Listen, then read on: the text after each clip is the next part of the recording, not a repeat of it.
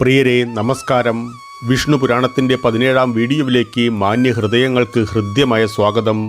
പുരാണത്തിൻ്റെ 5-ാം അധ്യായത്തിലെ 6-ാം ഭാഗം തുടരുകയാണ്. അതിൽ മുനിമാർ യദുവംശികളെ ശപിക്കുന്ന കഥ പറയുന്നു. പരാശരൻ വിവരിച്ചു, കാലം കടന്നു പോകുന്തോറും യദുവംശികൾ കൂടുതൽ ശക്തരും സ്വാധീനമുള്ളവരുമായി വളർന്നു. ഇപ്പോൾ മഹാഋഷിമാരെ ഭഗവാൻ കൃഷ്ണൻ സ്വാഗതം ചെയ്യുന്നതും അവരുമായി ഇടപഴകുന്നതും അവർക്ക് ഇഷ്ടപ്പെടുന്നില്ല. അവരുടെ അനിഷ്ടത്തെക്കുറിച്ച് ഭഗവാന് ധാരണയുണ്ടായിരുന്നു. എന്നാൽ യദുവംശികളുടെ പെരുമാറ്റത്തിലെ ഈ മാറ്റത്തിൽ അദ്ദേഹം രഹസ്യമായി സന്തോഷിച്ചു. കാരണം സന്യാസിമാരെയും വേദങ്ങളെയും അവഗണിച്ചാൽ അവർ അതിവേഗം അന്ത്യം പ്രാപിക്കുമെന്ന് അദ്ദേഹത്തിന് അറിയാമായിരുന്നു. ഒരിക്കൽ യദുവംശികൾ ജാംബവതിയുടെ പുത്രനായ സാമ്പനെ ഒരു സ്ത്രീവേഷം ധരിപ്പിച്ചുകൊണ്ട് മുനിമാരോട് പരിഹാസേണ ചോദിച്ചു, ഗുരുക്കന്മാരെ, ഇവൾ ഞങ്ങളുടെ സഹോദരിയാകുന്നു. അവളിപ്പോൾ ഗർഭിണിയാണ്. അവൾക്ക് എന്ത് ജനിക്കുമെന്ന് ഞങ്ങളോട് പറയുവാൻ അവൾ നാണിക്കുന്നു. തങ്ങളുടെ അചഞ്ചലമായ ദർശനത്തിലൂടെ ഋഷിമാർ യാഥാർത്ഥ്യം മനസ്സിലാക്കി പറഞ്ഞു, മൂഢരെ, അവൾക്ക് ഒരു ഉലക്ക ജനിക്കും. ആ ഉലക്ക മുഴുവൻ യദുവംശത്തെയും നശിപ്പിക്കും. അതോടെ എല്ലാ യദുവംശികളും ഋഷിമാരുടെ പ്രവചനത്തിൽ ആശയക്കുഴപ്പത്തിലായി രാജാവായ ഉഗ്രസേനനെ സമീപിച്ചു. പക്ഷേ ഭക്തരായ ഋഷിമാരുടെ വാക്കുകൾ മാറ്റാൻ കഴിയാത്തതിനാൽ രാജാവ് പോലും ഇപ്പോൾ നിസ്സഹായനാണ്. കാലക്രമേണ സാമ്പന് ഒരു ഉലക്ക പിറന്നു. ആസന്നമായ അവരുടെ വിധിയെ ഭയന്ന് യദുവംശികൾ ആ ഉലക്ക പൊടിച്ച് കടലിലേക്കെറിഞ്ഞു.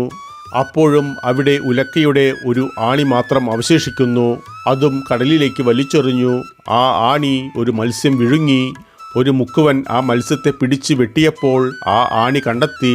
അയാൾ അതൊരു വേടന് കൊടുത്തു. വേടനത് തൻ്റെ അമ്പിൻ്റെ തലപ്പത്ത് ഉറപ്പിച്ചു. മറുവശത്ത് കടൽ തിരമാലകൾ ആ ഉലക്കയുടെ പൊടി കരയിലേക്ക് അടിച്ചു കയറ്റി. അവിടെ കിടന്നത് മുളച്ച് സമൃദ്ധമായ പുല്ലുകളായി വളർന്നു. പിന്നീടൊരിക്കൽ എല്ലാ യദുവംശികളും കടൽ തീരത്ത് ഒരു വിനോദയാത്രയ്ക്കായി ഒത്തുകൂടി. അവിടെ വെച്ചവർ വീഞ്ഞു കുടിച്ചു.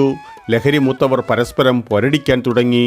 താമസിയാതെ അവരുടെ തർക്കങ്ങൾ അത്യധികം രൂക്ഷമാകുന്നു. അവിടെ വളർന്നു നിന്നിരുന്ന പുല്ലുകൾ ആയുധങ്ങളായി ഉപയോഗിക്കുവാൻ അവർ പറിച്ചെടുത്തു. പുല്ലുകൾ ഉപയോഗിച്ച് യദുവംശികൾ പരസ്പരം അടിച്ചു കൊന്നു. അതിനിടെ ഭാഗവതത്തെക്കുറിച്ച് നാരദൻ വാസുദേവനോട് പ്രഭാഷണം നടത്തുന്നു. ഒരിക്കൽ നാരദൻ ദ്വാരകയിലെത്തി. വസുദേവൻ അദ്ദേഹത്തെ വണങ്ങിക്കൊണ്ട് ഭാഗവത ധർമ്മത്തിന്റെ പുണ്യസഹകരണം നൽകണമെന്ന് അഭ്യർത്ഥിച്ചു. നാരദൻ മൊഴിഞ്ഞു, അല്ലയോ രാജാവേ, ഒരിക്കൽ സപ്ത ഋഷികൾ ജനകരാജാവിൻ്റെ കൊട്ടാരത്തിലെത്തി. താങ്കളുടെ അതേ ജിജ്ഞാസ ജനകരാജാവും അവർക്ക് മുൻപാകെ പ്രകടിപ്പിച്ചിരുന്നു. തുടർന്ന് മുനിമാരും രാജാവും തമ്മിൽ നടന്ന സംഭാഷണം ഞാൻ വിവരിക്കാം. ഒന്നാമതായി ആദ്യത്തെ യോഗീശ്വരനായ കവി പറഞ്ഞു, ജനകരാജാവേ, സമർപ്പണം ഒരു വൈഷ്ണവന്റെ പ്രഥമ കർത്തവ്യമാണ്, അതായത് ധർമ്മമാണ്. അവൻ സർവസ്വവും, അതായത് തൻ്റെ പ്രവർത്തികൾ, കർമ്മഫലങ്ങൾ തന്നെപ്പോലും തന്നെ ഭഗവാന്റെ പാദങ്ങളിൽ സമർപ്പിക്കണം. ഭഗവാന്റെ ഗുണങ്ങളെക്കുറിച്ച് അവൻ കേൾക്കണം. അത്തരമൊരു ഭക്തൻ ലൗകിക കാര്യങ്ങളിൽ നിസ്സംഗനായിരിക്കും. ഇടയ്ക്കിടെ ചിരിക്കുകയും നൃത്തം ചെയ്യുകയും പാടുകയും ചെയ്യും. 3 ലോകങ്ങളെയും വിശദീകരിക്കും. അതിനെ തുടർന്ന് രാജാവ് ഭഗവാന്റെ ഭക്തരുടെ സവിശേഷതകളെക്കുറിച്ച് ചോദിച്ചു. മറ്റൊരു യോഗീശ്വരൻ ഹരി പറഞ്ഞു, ഭഗവാന്റെ ഒരു യഥാർത്ഥ ഭക്തൻ വിശപ്പ്, ദാഹം, ജീവിതം, മരണം, അധ്വാനം, വേദന, ഭയം, ആഗ്രഹം തുടങ്ങിയ വികാരങ്ങളാൽ ബാധിക്കപ്പെടാതെ തുടരുന്നു. അത്തരമൊരു ഭക്തനാണ് ഭഗവാന്റെ ഉത്തമ രൂപം. 3 ലോകങ്ങളിലെയും സമ്പത്തിന് പോലും അത്തരമൊരു ഭക്തന്റെ വിശ്വാസത്തെ ഇളക്കാൻ കഴിയില്ല. കാരണം ഭഗവാൻ ശ്രീഹരി തന്നെ അവൻ്റെ ഹൃദയത്തിൽ വസിക്കുന്നു.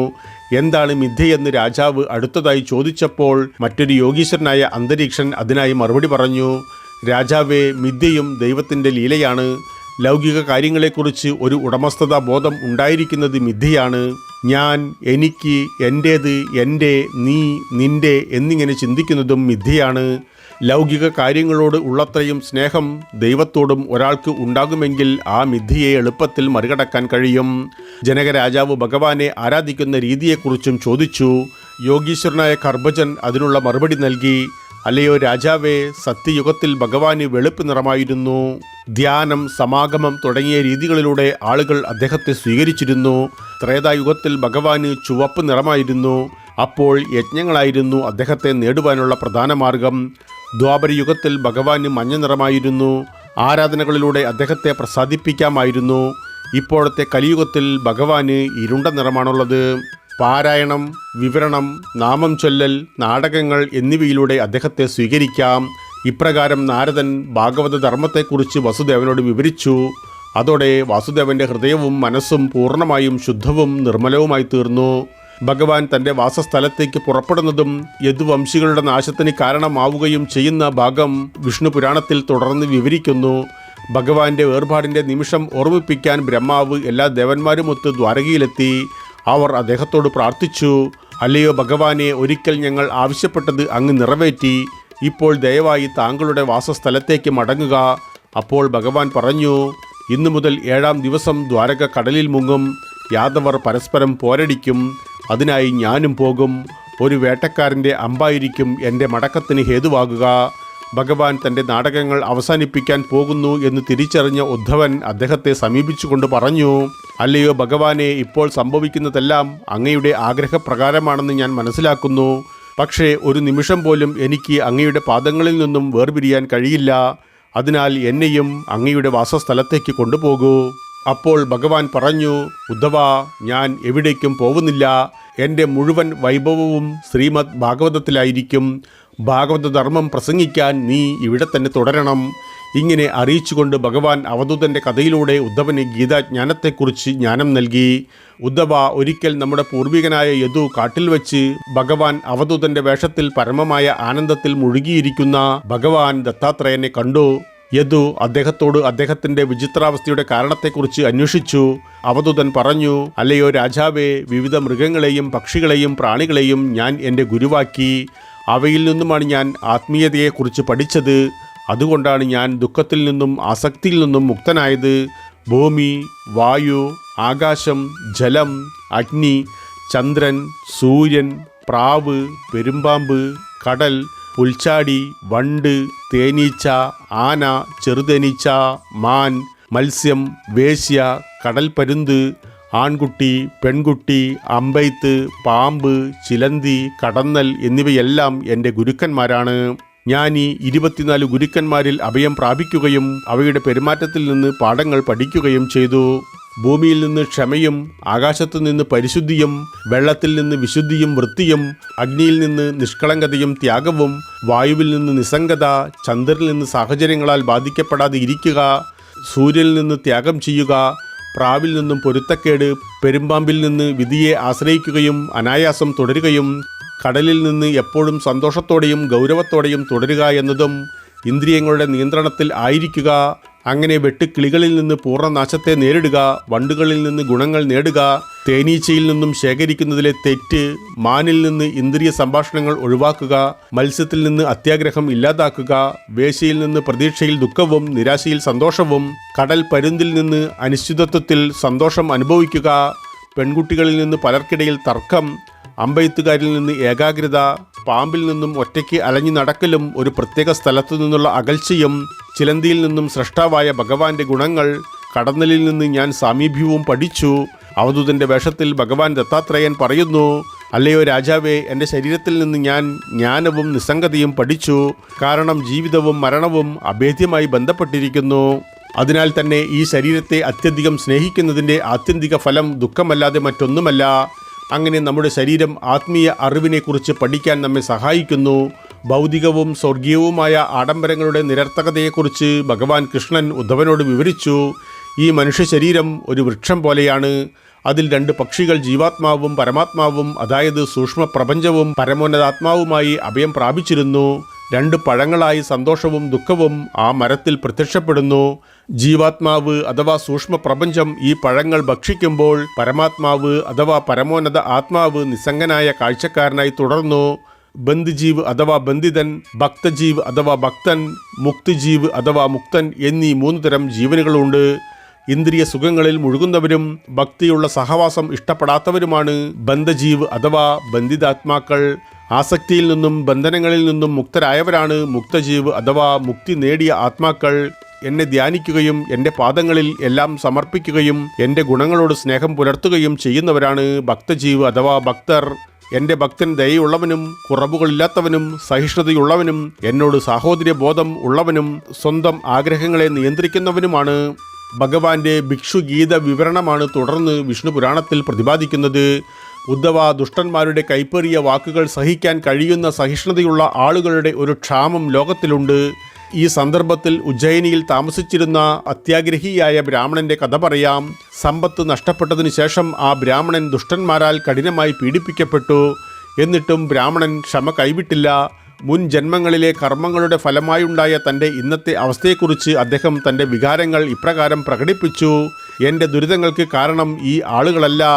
ദേവന്മാരെയോ ഗ്രഹങ്ങളെയോ കാലത്തെയോ പോലും കുറ്റപ്പെടുത്തുവാൻ കഴിയില്ല. വേദങ്ങളും പണ്ഡിതന്മാരും ഒരാളുടെ ദുരിതങ്ങൾക്ക് മനസ്സിനെ തന്നെയാണ് കുറ്റപ്പെടുത്തുന്നത്.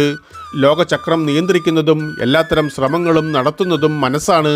മനസ്സിൻ്റെ അഭാവത്തിൽ ആത്മാവ് പോലും ചലനരഹിതമായി മാറുന്നു. മനസ്സിൻ്റെ ആജ്ഞകൾ സ്വീകരിച്ച് ഇന്ദ്രിയ സുഖങ്ങളിൽ മുഴുകുമ്പോൾ ആത്മാവും അവയുമായി ബന്ധിതമാകുന്നു. ബ്രഹ്മചര്യം, വേദപഠനം, പുണ്യകർമ്മങ്ങളിൽ ഉറച്ചു നിൽക്കൽ തുടങ്ങിയ എല്ലാ ആത്മീയ ശ്രമങ്ങളുടെയും ആത്യന്തിക ഫലം മനസ്സിൻ്റെ ഏകാഗ്രതയാണ്. മനസ്സിൻ്റെ ഏകാഗ്രതയും ഇന്ദ്രിയ സുഖങ്ങളിൽ നിന്നും വിട്ടുനിൽക്കലുമാണ് പരമയോഗ, അതായത് പരമമായ ധ്യാനം നേടുന്നതിനുള്ള പ്രാഥമിക വ്യവസ്ഥകൾ. അങ്ങനെ ഭഗവാൻ ഉദ്ധവന് ജ്ഞാനഗീതയെക്കുറിച്ചുള്ള അറിവ് പകർന്നു നൽകി. ഉദ്ധവൻ ഭാഗവതത്തെ, അതായത് ഭഗവാന്റെ മറ്റൊരു രൂപത്തെ ബഹുമാനത്തോടെ സ്വീകരിച്ച് ബദ്രികാശ്രമത്തിലേക്ക് പോയി. പ്രിയരെ, വിഷ്ണുപുരാണത്തിൻ്റെ അവസാനത്തെയും 6-ാമത്തെയും അധ്യായത്തിൽ കലിയുഗത്തിലെ രാജവംശങ്ങളുടെ വിവരണങ്ങൾ നൽകുന്നു. 6-ാം അധ്യായത്തിൽ ഒരു ഭാഗം മാത്രമാണുള്ളത്. കലിയുഗത്തിൽ സംഭവിച്ച രാജവംശങ്ങളെക്കുറിച്ച് പരാശരൻ വിവരിക്കുന്നു. ബൃഹദ്രഥ രാജവംശത്തിലെ അവസാനത്തെ രാജാവായിരിക്കും ഋപുഞ്ജയൻ എന്നും അറിയപ്പെടുന്ന പുരഞ്ജയൻ. ഈ രാജവംശത്തിന് ശേഷം നന്ദരാജവംശത്തിലെ രാജാക്കന്മാർ അധികാരത്തിലെത്തും. തുടർന്ന് ചാണക്യൻ എന്ന നയതന്ത്രജ്ഞനായ ബ്രാഹ്മണൻ ഈ രാജവംശത്തെ ഉന്മൂലനം ചെയ്ത് ചന്ദ്രഗുപ്ത മൗര്യനെ സിംഹാസനസ്ഥനാക്കും. മൗര്യ രാജവംശത്തിൽ അശോകവർദ്ധൻ എന്ന പേരിൽ മഹാനായ ഒരു രാജാവ് വരും. അദ്ദേഹത്തിന് ശേഷം 640 വർഷം യവനന്മാർ ഭരിക്കും. അവരുടെ ഭരണത്തിന് ശേഷം 150 വർഷം സുന്ദരന്മാരായ വിദേശികൾ ഭരിക്കുന്ന ഭരണം ഉണ്ടാകും. അതിനുശേഷം എല്ലാ വിഭാഗങ്ങളിൽ നിന്നുള്ള ആളുകളും ഭരിക്കാൻ മുൻപോട്ട് വരുന്നതിനാൽ രാജാവും പ്രജകളും ഉണ്ടാകില്ല. ഭൂരിപക്ഷ സമ്മതിദാനത്താൽ ഭരണാധികാരിയെ തിരഞ്ഞെടുക്കും. വിശുദ്ധി പോലെ മറ്റൊന്നും ഉണ്ടാകില്ല. പശുക്കൾ വളർത്തമ്മയെപ്പോലെ മെലിഞ്ഞു പോകും. ആളുകൾ അവരുടെ ജാതി അനുസരിച്ച് വിവാഹം കഴിക്കില്ല. അത്യാഗ്രഹം, സ്വാർത്ഥത, ലൈംഗികത എന്നിവയായിരിക്കും വിവാഹ ജീവിതത്തിൻ്റെ അടിസ്ഥാനം. പ്രതികൂല സാഹചര്യങ്ങളിൽ ഇണകൾ പരസ്പരം ഉപേക്ഷിക്കും. കടമ, ഉത്തരവാദിത്തം, നല്ല പെരുമാറ്റം എന്നിവ പോലുള്ള ഒന്നും ഉണ്ടാവില്ല. സ്ത്രീകളുടെ പ്രധാന അലങ്കാര വസ്തു മുടിയായിരിക്കും. കലിയുഗത്തിൽ മതഗ്രന്ഥങ്ങളെക്കുറിച്ചുള്ള അറിവ് ഉണ്ടാകില്ല. വാചാലതയെ അറിവായി കണക്കാക്കും. മറ്റുള്ളവരുടെ കീശയിലുള്ളത് കൈക്കലാക്കാൻ കഴിയുന്നവരെ മാത്രമേ ബുദ്ധിമാന്മാരായി കണക്കാക്കൂ. കുട്ടികൾ മാതാപിതാക്കളെ ബഹുമാനിക്കുകയോ അനുസരിക്കുകയോ ചെയ്യുകയില്ല.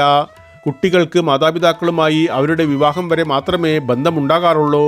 വിവാഹാനന്തരം ആ ബന്ധം നിലയ്ക്കുന്നു.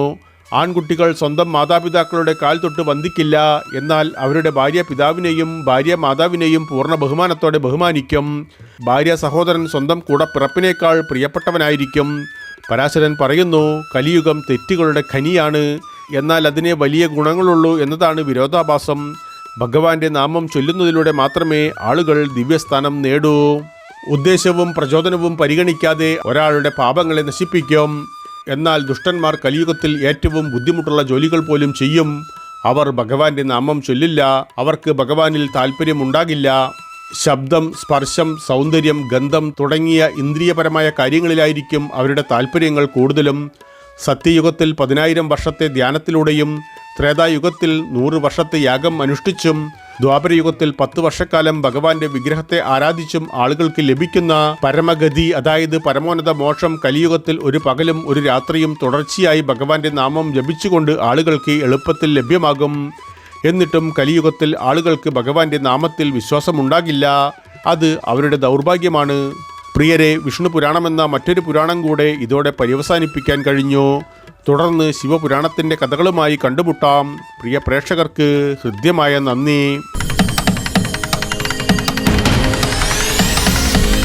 പ്രിയരെ, വീഡിയോ കാണുന്നതോടൊപ്പം ചാനൽ വരിക്കാരാകുവാനും അറിയിപ്പുകൾ ലഭിക്കുന്നതിനായി കുടമണി ചിഹ്നം പ്രവർത്തനക്ഷമമാക്കുവാനും ഈ കഥയിൽ നിങ്ങൾ തൃപ്തരാണെങ്കിൽ നിങ്ങളുടെ ഇഷ്ടം അറിയിക്കുവാനും മറ്റുള്ളവരുമായി പങ്കുവയ്ക്കുവാനും മറക്കരുത് പ്രിയ സുഹൃത്തുക്കളെ.